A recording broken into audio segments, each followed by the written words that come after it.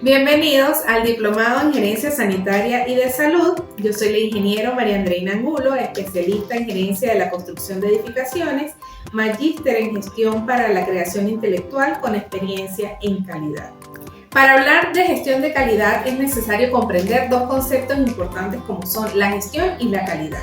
La gestión la podemos definir como esa acción que está dirigida a diligenciar a través de un conjunto de acciones que se relacionan estrechamente con la administración y con la dirección de la empresa. Por su parte, la calidad tiene un origen en su término del latín, qualitas o qualitatis, que se relaciona con esa capacidad de cada individuo de realizar las comparaciones entre dos cosas o las que posee un objeto con la finalidad de que se puedan satisfacer las necesidades y cumplir con esos requisitos de una cualidad. Según la Organización Panamericana de la Salud, se establece que esa calidad de los servicios de salud pues, es la clave para lograr una cobertura de una salud en general, ¿no? Y esto se estima que aproximadamente entre el 5.7 y el 8.4 millones de muertes al año están estrechamente relacionados con lo que es la mala calidad en la atención de salud en los países de bajos ingresos o de medianos ingresos. Y esto pues repercute directamente en la poca confianza que tienen las personas con respecto a la calidad en lo que son los servicios de salud. Entonces, la atención de salud debe tener ciertas características como son que debe ser eficaz porque debe proporcionar servicios de salud que estén basados en evidencias a quienes lo necesitan. También debe ser seguro porque debe evitar los daños a las personas para las que el cuidado pues está destinado. Esto debe estar centrado en las personas porque debe proporcionar una atención que dé respuesta a esas preferencias, a esas necesidades o los valores individuales. Debe ser oportuno porque debe haber una reducción de los tiempos de espera y de los retrasos que pueden causar daños. También debe ser equitativo porque esta pues debe proporcionar la atención que no varíe en función de la calidad debido al género o a la etnia. Tampoco debe hacer discriminación con respecto a la ubicación geográfica o a la situación económica de los usuarios. Esto también debe ser integrado porque debe proporcionar una atención que va a poner a disposición toda esa gama de servicios de salud a lo largo del curso de la vida. Finalmente, otra de las características que debe tener es que debe ser eficiente porque debe maximizar ese beneficio de lo que son los recursos disponibles y evitar lo que es el desperdicio. Entonces, ya que conocemos estos dos términos, podemos hablar de lo que es gestión de la calidad. La gestión de la calidad se puede considerar como ese proceso en donde se requiere planificar, organizar, ejecutar y controlar cuáles son esas actividades que se han desarrollado dentro de una empresa. Y esto con la finalidad de cumplir con ciertos objetivos que se han planteado para el alcance de las metas. Dentro de esta gestión de calidad podemos hablar de lo que es la planificación de la calidad y es esa etapa en el proceso en donde se definen cuáles son esas políticas de calidad, se van a establecer cuáles son los objetivos y cuáles serán las estrategias que permitan alcanzarlos. Luego podemos mencionar lo que es la organización para la calidad y es que esto hace referencia específicamente a todos esos procesos y a todos los recursos que están destinados para la gestión de la calidad. Entonces se incluye lo que es la estructura de la empresa o de la organización que va a permitir cuál es la división de las funciones y de las tareas que se van a realizar. Y el control de la calidad pues hace referencia a todas las técnicas y todas las herramientas que se pueden implementar para realizar esa verificación y ese cumplimiento de lo que son los requisitos que están relacionados con la calidad. Es decir, que en el proceso pues se verifica si el producto o el servicio está cumpliendo con la calidad establecida y la calidad que es esperada. Entonces, en todo esto también existe lo que es la gestión de los procesos y esta consta de dos pasos y el primero es la gestión con datos e indicadores y el segundo es el trabajo en equipo. Cuando nosotros hablamos de gestión con datos e indicadores hace referencia a esa toma de decisiones que no puede estar basada en opiniones o en suposiciones. Por lo tanto, se debe realizar lo que es un análisis y un proceso adecuado de esos datos. Y cuando hablamos del trabajo en equipo, pues tenemos que fomentar la eficacia en lo que son los grupos de trabajo para generar resultados que sean positivos si se contempla la suma de lo que son los potenciales individuales dentro de la organización. Cuando hablamos de eficacia, la Real Academia Española la define como esa capacidad de lograr el efecto que se desea o que se espera. Son todos esos resultados que se esperan de acuerdo a los objetivos que se han planteado y se enfoca especialmente en esos objetivos que se plantean, así como la medición de los resultados que se esperan y que se obtienen cuando se hace uso de los recursos. Y la eficacia pues es objetiva y es cuantificable. Cuando queremos calcular esa eficacia, hacemos una relación entre el resultado obtenido por 100 y lo dividimos entre ese resultado esperado. Por su parte, la eficiencia pues se refiere a esa capacidad de lograr resultados esperados a través de un uso mínimo de recursos, bien sea materiales, humanos o financieros. Y a diferencia de la efectividad, la eficiencia pues se va a orientar a ese proceso que está relacionado con los objetivos, que mide los resultados y los recursos con respecto a las metas y a los costos. Esta eficiencia pues puede ser subjetiva y puede ser cualitativa. Ahora, es común que muchas personas logren confundir estos términos, pero existe una diferencia entre lo que es la eficacia y la eficiencia. La eficacia y la eficiencia pues tienen sus similitudes y ambas hacen referencia a esa observación y a esa comparación del uso de los recursos. Pero dentro de las diferencias de ambos conceptos se encuentra que una empresa puede ser eficiente pero no eficaz y viceversa. La eficacia pues está orientada a ese análisis de los objetivos en la producción, pero la eficiencia está enfocada en los procesos para el logro de los resultados. Por otra parte, nosotros podemos hablar de lo que es efectividad, y esta proviene también del latín efficere, que significa lograr lo que se desea o lo que se espera. Entonces, hay ciertos autores que lo definen como conseguir lo que se quiere de tal forma que se pueda hacer una y otra vez. Esta se calcula como la suma de la eficacia y de la eficiencia. Existen algunos aportes cuando hablamos de calidad de ciertos expertos, como lo es Walter Shedward, que es conocido por el ciclo PHBA, que es tan importante en los sistemas de gestión. Este hace referencia a las 4 etapas como planear, hacer, verificar y actuar. Es un proceso metodológico que va a permitir realizar mejoras y dar soporte a eso mejorado, y algunos lo llaman un control estadístico por procesos. También dentro de estos aportes de estos precursores pues está Edward Deming. Este se puede destacar por 2 aportes importantes, que son los 14 puntos para la gestión y la divulgación de ese ciclo PHBA. Su finalidad pues fue demostrar a las personas y a la dirección lo importante que era la competitividad. También tenemos a Joseph Curran, que estableció una trilogía para la gestión de la calidad, en donde se establece la planificación como esa etapa de fijar los parámetros en relación a los costes de mala calidad y a todas las actuaciones que son necesarias para eliminar. El control de la calidad pues también debe estar involucrado durante el proceso de fabricación, y este va a permitir el cumplimiento de todo lo que son los parámetros que han sido establecidos en la planificación para finalmente mejorar lo que es la calidad y asegurar a través de esos procesos la distribución de todo lo que son los costos, así como la calidad de los productos. Un actor importante también es Kaoru Ishikawa, ya que en el año 1962 desarrolló lo que son los círculos de calidad, que establecen esa necesidad de involucrar a los trabajadores en el desarrollo de lo que son las actividades. Taishi Ono fue el vicepresidente de Toyota Motors. Implementó el sistema de gestión de la producción llamado Just in Time o justo a tiempo. Su propósito pues era mejorar el resultado en conjunto con todos sus empleados y eliminar esas tareas que no iban a aportar ningún valor. Y así existen pues otros precursores que han estado a lo largo de las bibliografías que hacen referencia a lo que es la calidad. Tenemos que hablar ahora de lo que es el sistema de mejora continua, y para ello nosotros mencionamos lo que es el método Kaizen. Este fue originado en Japón posterior a la Segunda Guerra Mundial en vista de la crisis económica existente en este país. El método Kaizen se deriva de 2 palabras como es Kai y Zen, que significa cambio y significa mejor. Entonces, este sistema de mejora continua está basada en este método y puede ser aplicado en el ámbito personal o en el ámbito empresarial. ¿Y qué va a permitir? Que a través de la organización se puedan realizar pequeñas acciones que permitan lograr los objetivos a corto plazo sin ninguna interrupción.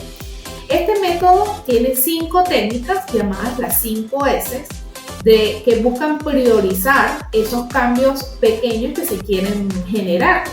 Está compuesto por la palabra SEIRI, que significa clasificar. Hace diferencia de lo que es útil y de lo que no es útil. Y esto lo hace para mantener lo necesario y remover todos esos elementos que no son necesarios al momento de realizar la actividad. También tenemos la etapa de Shaiton, o lo que significa organizar, ya que se debe ordenar lo establecido como útil en el paso anterior y se le debe asignar nombres y ubicaciones. Esto con la finalidad de mejorar los tiempos de búsqueda para eliminar o evitar cuáles son esos esfuerzos necesarios. A esto le sigue lo que es Seiso, que sería limpiar. Y es que para mejorar el bienestar del trabajador, pues es necesario mantener limpio el lugar de trabajo. Esto va a permitir reducir todo lo que son los accidentes y va a mejorar significativamente la calidad. Por otro lado, tenemos Sheksu, que es estandarizar. Para garantizar el bienestar generado en la tercera S, es necesario que los trabajadores pues cuiden de su higiene personal, porque esto va a mejorar significativamente lo que es la productividad. Y por último tenemos la Shitsuke, que significa autodisciplina. Y es que la implementación del método Kaizen requiere que se genere un hábito en los trabajadores y para ello pues es necesario esa autodisciplina. Ese método Kaizen pues se apoya en todo lo que son las metodologías como el ciclo PHBA, que también es llamado el círculo de Deming, y otro de los 5 cuerpos. Entonces, como lo hemos mencionado, el círculo de Deming, el creador de este ciclo fue el estadounidense William Deming, y este se desempeñó como profesor universitario, como estadístico, como consultor, y fue el autor de muchos libros que están relacionados con la calidad total. Cuando las empresas desean realizar incrementos importantes en el área de lo que son los estándares de calidad, pues hacen referencia a este denominado círculo de Deming como ese proceso de mejora continua, ya que es una metodología que permite a través de su correcta implementación la mejora en lo que es el rendimiento, la productividad, la eficiencia y en algo muy importante que es la reducción de costos. Entonces, esta metodología pues se compone de esos 4 pasos o de esas 4 etapas que ya lo habíamos mencionado antes, que es planificar, hacer, verificar y actuar, que es lo que compone el círculo PHBA.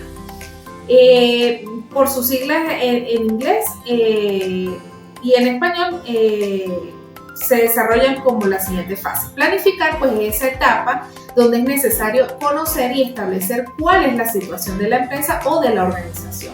Esto va a permitir que se muestre de manera clara cuáles son esas necesidades, cuáles son esos problemas que se requieren resolver y posteriormente que se deben estudiar en las áreas de la empresa o de la organización para establecer esos objetivos que nos van a llevar al alcance de las metas. En la segunda etapa, que es hacer, es donde se deben implementar todos estos planes establecidos de lo que es la planificación, y en esta fase también se aplica lo que es la dirección, la organización, y es necesario esa asignación adecuada de recursos. También es la fase donde se debe recolectar una serie de datos que van a permitir más adelante medir los resultados.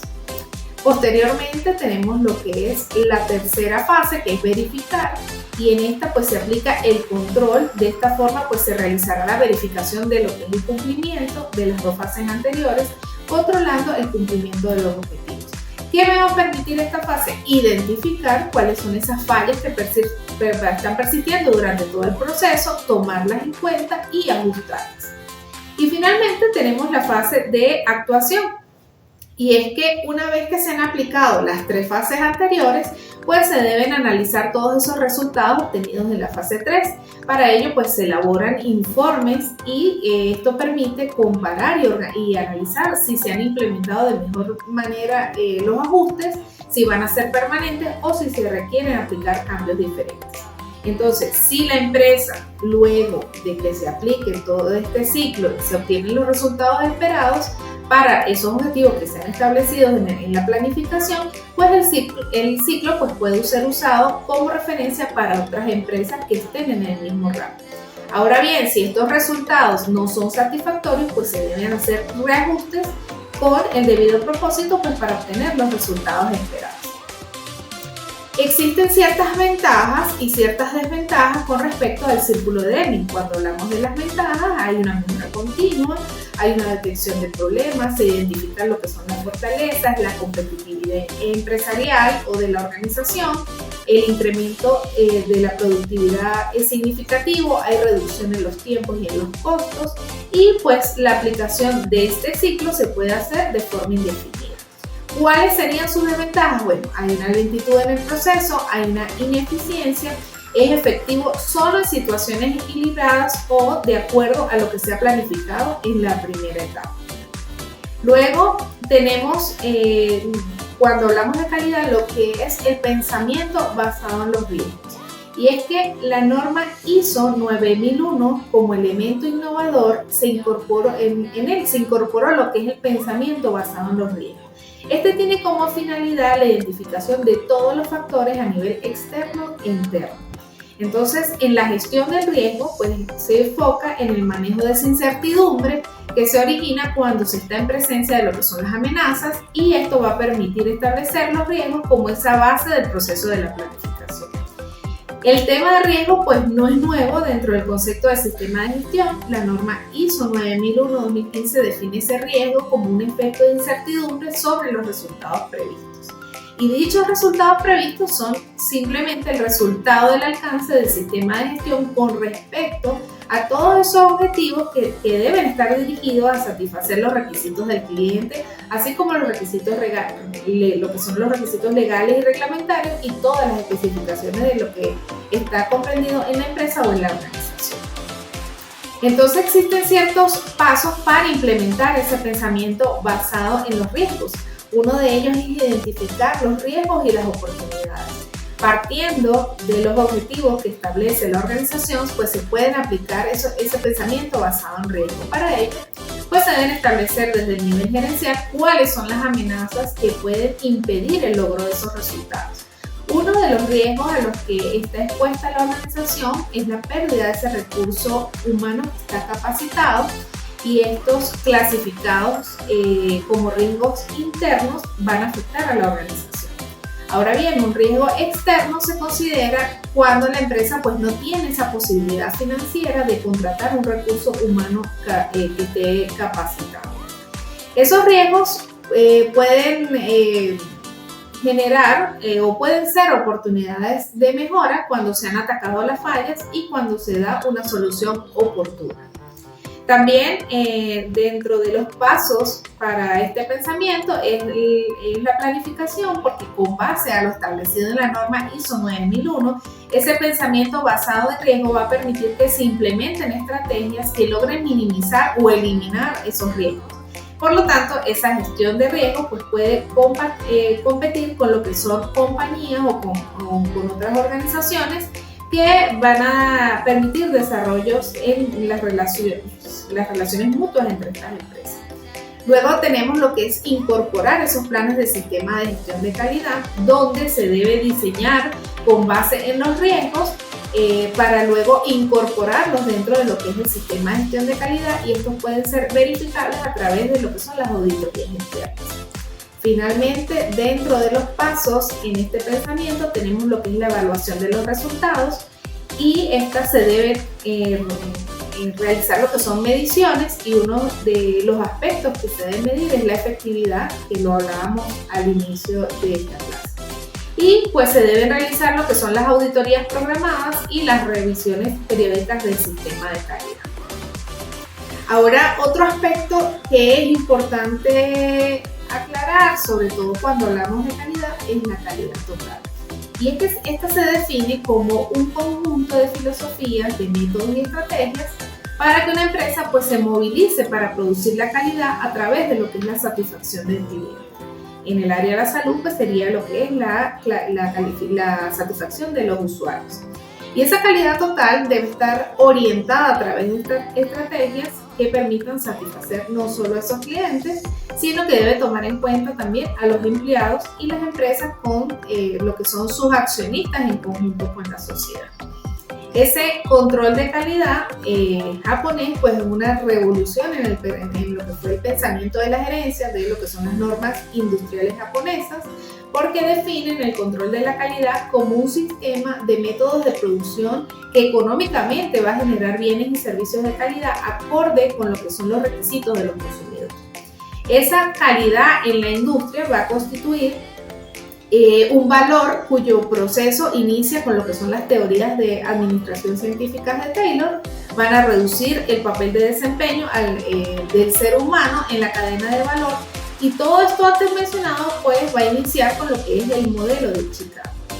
Entonces hablemos de quién es Kaoru Ishikawa. Él nació en Tokio, en Japón, el 13 de julio de 1915. Él estudió química en la Universidad de Kumpao en el año 1939 y posterior a la culminación de su carrera, pues trabajó en lo que era la industria y la milicia, y también trabajó como consultor y culminó sus estudios como doctor en ingeniería por la Universidad de Tokio. Ya para el año 1952 en Japón, él ingresó en la Organización Internacional de Normalización, que es lo que conocemos como la ISO, y luego en 1960 Ishikawa se incorporó a ellos para ser el presidente de la delegación de Japón en el año 1977. Y también fue presidente del Instituto de Tecnología Musashi de Japón. Entonces, él estableció ciertos principios, son 11 que corresponden a los principios de calidad. El primer principio es la calidad, que empieza con la educación y termina con la educación. El segundo principio es el primer paso de la calidad, que es conocer lo que el cliente requiere. El tercero hace referencia al estado ideal de control de calidad, que este ocurre cuando ya no es necesaria la inspección. Eliminar la causa raíz y no los síntomas, hace referencia al cuarto principio. El quinto es el control de la calidad, que es responsabilidad de todos los trabajadores de todas las áreas. El sexto hace referencia a no confundir los medios con los objetivos. El séptimo, poner la calidad en primer término y poner las ganancias a largo plazo. El octavo, el comercio es la entrada y la salida de la calidad. El noveno hace referencia a esa gerencia superior que no debe mostrar enfado cuando sus subordinados les presentan los hechos. El décimo principio, se establece que el 95% de los problemas de la empresa se puede resolver con simples herramientas de análisis y de solución de problemas. Y el último principio es que aquellos datos que no tengan información dispersa, es decir, variabilidad, pues son datos falsos. Adicional a esto, él estableció lo que son las 7 herramientas de calidad, que se refieren a un conjunto de herramientas o técnicas gráficas que van a aportar una solución de problemas de calidad de productos de una empresa. Para hacer uso de esta empresa, él estableció que no se requieren tener conocimientos profundos de lo que es estadística. Una de esas herramientas son las llamadas hojas de control, que se refieren a una tabla o un diagrama que va a permitir registrar y compilar cuáles son los datos, que pueden ser cuantitativos o cualitativos, a través de métodos sencillos como marcas de recuento o de verificación, es decir, que proporciona información de cuántas veces ha ocurrido la falla. Esto va a permitir rápidamente identificar cuál es el problema y abordarlo para darle la solución oportuna. El éxito de esta herramienta es el análisis de los datos obtenidos, que va a permitir una mejora en las decisiones.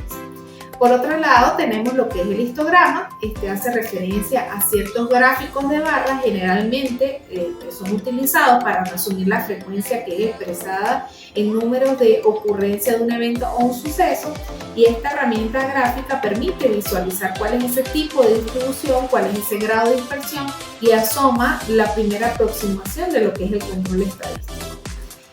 Otra de las herramientas que él determinó importante es el análisis Pareto, y este es un diagrama inicialmente que fue definido por Joseph Curran en el año 1950 y hace honor al economista italiano del siglo XIX, Vilfredo Pareto, quien determinó que los efectos pueden provenir, mejor dicho, de un número relativo de bajas causas. Y también se conoce como la regla 80-20.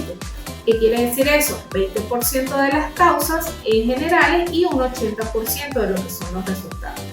Este análisis es utilizado para determinar cuáles son esos problemas más importantes dentro de los conjuntos de problemas existentes o cuando se desea identificar las causas principales de los problemas, demostrando cuál es su importancia.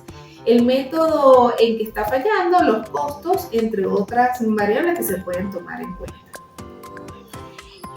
Dentro de las famosas herramientas de Ishikawa tenemos lo que es el análisis causa y efecto o la espina de pescado, también llamado diagrama de Ishikawa. Esta es una herramienta de forma gráfica que va a permitir identificar esos problemas productivos en materia de organización, desde lo que es su raíz, y va a permitir analizar cuáles son las causas de los problemas, y esto es de gran utilidad para la empresa. Esta está compuesta, este diagrama, por una cabeza que surge de la espina central que hace referencia al problema. Está la espina central, que es la línea de conexión entre el problema y las causas. Tenemos las espinas, que no son más que un número específico de las que se pueden representar, que dependen específicamente de esas causas que están generando los problemas. Y tenemos lo que son las espinas menores, que estas hacen referencia a las subcausas de cada problema que se ha definido. Y para hacer este diagrama de Ishikawa es necesario definir el problema al que se quiere dar la solución, por lo tanto esas causas se relacionan directamente con el problema. Hay que definir las causas y cuáles son sus categorías, y una vez que se han identificado los problemas, pues se definen las categorías y se ubican las causas definidas. Hay que jerarquizar esas causas porque estas van a permitir establecer qué requiere mayor importancia dentro de lo que se está analizando. Y al final hay que hacer una reunión de equipo porque la comunicación debe establecerse en todos los sectores de la línea productiva donde se está encontrando el problema o donde fueron identificados esos problemas, para poder evaluar lo que son las posibles soluciones de cada uno de ellos. Dentro de lo que son las ventajas de hacer uso de esta herramienta, podemos mencionar que se pueden identificar problemas reales dentro de lo que son los procesos operativos de una empresa, de un proyecto o de una organización, que esa información obtenida en materia de calidad con respecto a los resultados, pues va a ser de fácil comprensión con respecto al flujo de los procesos, las interdependencias, las causas y los efectos dentro de la organización y por supuesto de lo que es la productividad. También va a permitir reconocer los aspectos que están funcionando de manera oportuna y que pueden ser mejorados y establecer cuáles son los análisis de las áreas de la forma más rigurosa que va a permitir que se logren esos objetivos y se alcancen esas metas. Pero también existen ciertas desventajas. Podemos mencionar la dificultad de elaborar el gráfico cuando esos procesos son más amplios, porque va a involucrar más categorías o más elementos que van a estar relacionados con varias categorías, y esto pues no lo va a hacer práctico. Otras de las herramientas de Ishikawa son los diagramas de dispersión. Estas son de gran utilidad para representar lo que son las relaciones entre dos parámetros. Es ideal usar este tipo de diagramas en controles de calidad cuando se desea realizar la identificación de lo que son las relaciones causa y efecto. En el eje X y en el eje Y se asignan valores, en el eje Y pues se deben colocar los valores que son más variables y en el eje X los valores más independientes. También tenemos lo que son las gráficas de control. En estas se establecen valores que se obtienen en la medición del fenómeno o que se está estudiando y deben ser ubicados entre dos límites. De lo contrario, pues lo que es el proceso va a estar fuera de control. Y en los casos donde la producción pues es continua, o son producciones en serie, ese promedio fijado para lo que es el gráfico control va a ser la medida de la distribución normal, y esto se va a repetir indefinidamente. También tenemos lo que es el análisis de estratificación, o lo que nosotros conocemos como diagramas de flujo, y que se utiliza bastante dentro de los procesos.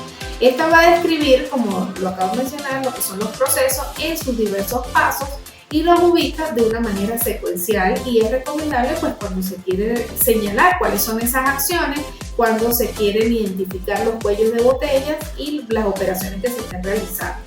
Esta se forma por símbolos universales como son los rombos, los círculos, los rectángulos y por supuesto las flechas que van a permitir la conectividad de todas las acciones que se quieren expresar. Luego quiero mencionarles algo muy importante que son los requisitos básicos para las iniciativas relacionadas con la calidad. Y es que para obtener estos servicios de calidad en salud se proponen 5 requisitos, como es el apoyo en el lugar de trabajo, la medición, el intercambio del aprendizaje, la participación en las partes interesadas y de la comunidad y la gestión.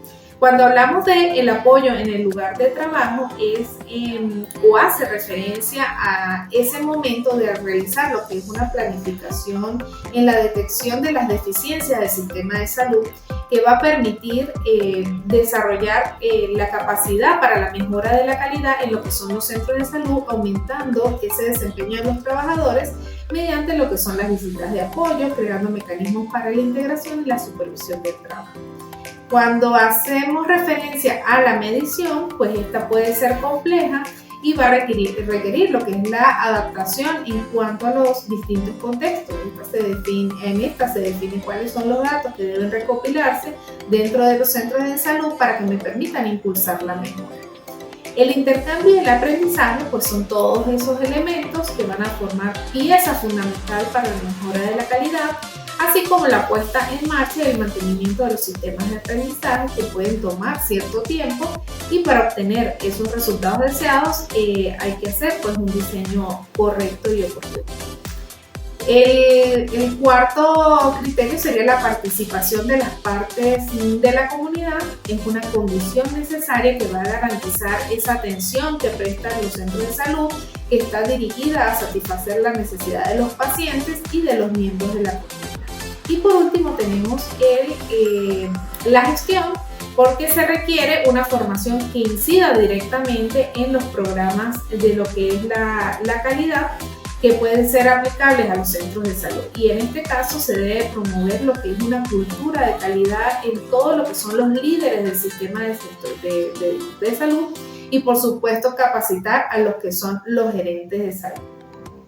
Y para ello también es importante establecer que existen algunos principios rectores para las actividades de la mejora de la calidad en todo el sistema.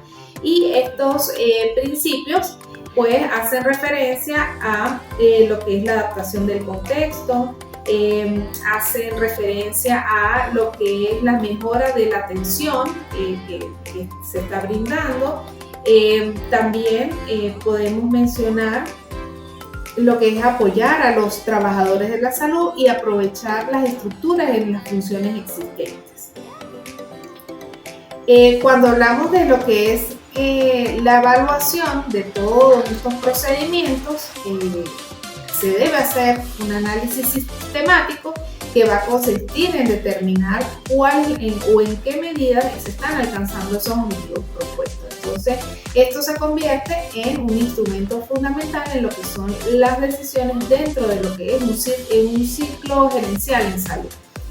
Es importante tener claro que en los centros de salud, como lo son los hospitales, las actividades se centran en esa eficiencia entre la interacción de la estructura organizacional y esos resultados que se obtienen, que van enfocados a los pacientes en la parte clínica.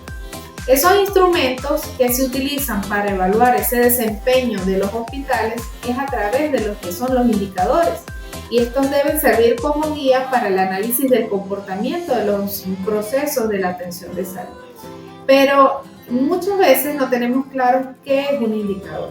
Esos indicadores son expresiones verbales o escritas, cual y cuantitativas, que permiten medir la magnitud de cualquier situación en observación.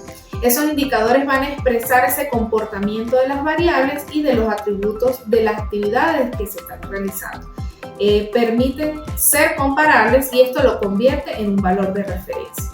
Estos indicadores podemos decir que son instrumentos de gran valor, puesto que aportan información a todo lo que son las acciones de la gestión asistencial y administrativa, organiza lo que son los recursos y deben asignarse y administrarse según las necesidades del proceso de gestión que se esté llevando. Un buen indicador va a poseer ciertas características que son importantes porque deben ser válidos, ya que pueden medir realmente lo que se supone que deben medir. Deben ser objetivos, deben ser confiables o consistentes y arrojan los mismos resultados cuando son utilizados por diferentes personas en diferentes momentos en circunstancias análogas. Y los indicadores pues deben ser también sensibles porque tienen esa capacidad de captar cuáles son los cambios ocurridos en las situaciones de estudios y son específicos ya que van a reflejar cuáles son esos cambios ocurridos durante pues, los cambios que se estén generando. Entonces, esos indicadores responden a dos principios básicos de gestión, es decir, lo que no es medible no es gerenciable. Y por otra parte, el control se ejerce a partir de lo que son hechos y datos. Entonces, por esa razón, para controlar es necesario, a través de esos indicadores, evaluar ese desempeño de los procesos. Y existen ciertos beneficios que se obtienen al hacer uso de lo que son estos indicadores de gestión. A través de estos indicadores de gestión pues se puede medir la satisfacción del cliente, siendo esta la prioridad, lo cual pues deben fomentar en todos los trabajadores para que a través de la implementación de las estrategias que se vayan a establecer se haga uso de estos indicadores de gestión, se tomen las acciones positivas en el rendimiento y se obtengan cuáles son los resultados esperados. La mejora continua pues se debe realizar de la mano del seguimiento y el monitoreo de todo lo que es los procesos y para ello las mediciones pues se van a convertir en una herramienta útil para lo que es la detección de oportunidades y la aplicación de los correctivos. El punto de referencia o el benchmarking, que es la evaluación comparativa, pues permite evaluar y hacer un análisis de cuáles son los procesos, los productos y los servicios y demás aspectos que pueda establecer lo que es una empresa, una organización o cualquier ente que esté desarrollando un producto. Y pues se deben realizar estudios externos que van a permitir conocer cómo avanza y cómo se desenvuelve este mercado empresarial o en este caso los centros asistenciales, de tal modo que esta práctica del benchmarking pues se haga de una manera sencilla a través del uso de indicadores. En el mundo empresarial pues existen cambios gerenciales, en su mayoría estos son positivos, haciendo uso de indicadores porque estos permiten medir ese aporte de las personas para lo que es la consecución de la. Y existen dentro de los indicadores lo que son los indicadores de calidad. La calidad pues debe medirse, debe supervisarse continuamente para impulsar la mejora que se basa en esos datos precisos, oportunos y que sean procesables. Esos indicadores de calidad pues son herramientas que van a permitir evaluar la calidad de los procesos que se llevan a cabo en la organización, así como esos productos y servicios que van a permitir alcanzar lo que es la satisfacción del cliente. Esos indicadores de calidad, como lo hemos dicho en las características de los indicadores, deben ser realistas, efectivos, deben ser accesibles, sensibles a esas variaciones y sencillos para los cálculos y análisis. Tenemos una clasificación dentro de lo que son los indicadores de calidad que pueden ser generales porque estos están referidos a las mediciones, a los índices que están relacionados con lo que es el cumplimiento de los requisitos a través de los servicios globales. Están los indicadores específicos, son parecidos a los generales, pero se diferencian porque estos se enfocan a un tipo de servicio específico o a listas de fallas determinadas. Están los ponderados porque estos funcionan cuando se considera que el valor de importancia de la falla pues no es siempre económico. Y tenemos lo que son las ventajas de esos indicadores de calidad. Dentro de esas ventajas encontramos que permiten optimizar los costos en la fabricación de productos o en la prestación de los servicios, permiten controlar lo que es el esfuerzo del equipo de trabajo en la fabricación y en la producción de los productos y servicios, va a disminuir lo que es el déficit de la demanda. También permite disminuir todo lo que son las fallas que se ocasionan con el poco valor del cliente con respecto a los productos y servicios y conocer por supuesto la satisfacción del cliente al obtener ese producto o al recibir la prestación de ese servicio. Por otra parte tenemos lo que son los indicadores de eficacia. Debemos recordar que esa eficacia, pues esa capacidad de lograr los objetivos y las metas programadas con los recursos que están disponibles en un tiempo determinado. Por lo tanto, estos indicadores son utilizados para medir esa capacidad de cumplir con esas metas establecidas. Un ejemplo de estos indicadores es cuando se programan 168.000 consultas externas anuales, pero se alcanzaron 166.500 consultas. Entonces, con él podemos medir cuál será el grado de eficiencia. También tenemos lo que es los indicadores de productividad. La productividad se establece como esa relación que existe entre la producción obtenida y los recursos utilizados, es decir, que vamos a medir la eficiencia con que se está empleando la producción de esos recursos. Un ejemplo de estos indicadores es que para otorgar 166.500 consultas anuales se utilizaron 45.000 horas médicas. Entonces, ¿cómo vamos a obtener nosotros ese índice de productividad? Bueno, a través de esos indicadores. Por otro lado, tenemos lo que son los indicadores de impacto. Este es un tipo de indicador que va a permitir medir la cobertura que alcanza la prestación de un servicio, su incidencia o su efecto producido en lo que es el entorno socioeconómico. Vamos a dar un ejemplo de ello. Por ejemplo, en 1988 se estimaba que en México, una población de 83 millones de habitantes, se contaba con 60.099 camas hospitalarias. Por lo tanto, pues tendríamos una cobertura de 0.7 camas por 1.000 habitantes. Ese sería lo que nos permitiría medir ese indicador. Y tenemos lo que son los indicadores de eficiencia. Esos indicadores permiten alcanzar objetivos, mide esa capacidad de alcanzar objetivos y metas programadas con el mínimo tiempo y el mínimo de recursos. Por lo tanto, estos indicadores se utilizan para medir esa relación establecida entre las metas alcanzadas y los recursos que se han ejercido para tal fin. Ahora bien, hablemos de lo que es la vinculación del enfoque de calidad con otros modelos gerenciales.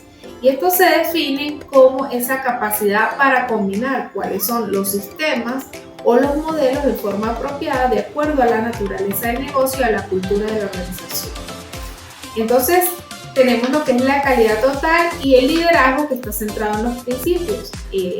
Tenemos lo que es el pensamiento de Stephen Covey, que ha impactado las áreas gerenciales y que pueden considerarse como un soporte del conocimiento en lo que es la aplicación del modelo de calidad total. Según Covey, vivir de los 7 hábitos de las personas altamente efectivas va a permitir desarrollarse en el llamado terreno fértil o idóneo para lo que es el crecimiento que es requerido para la organización.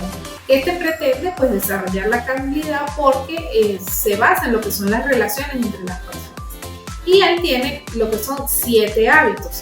El hábito número 1 lo establece como ser productivo, porque hay que aceptar esas responsabilidades de los comportamientos propios y decisiones sin culpar a otras personas o a las circunstancias. Es decir, que hay que concentrarse en los aspectos en que uno puede influir. El segundo hábito es empezar con el fin en la mente. Quiere decir que se deben iniciar los días con una iniciativa estableciendo las siguientes preguntas.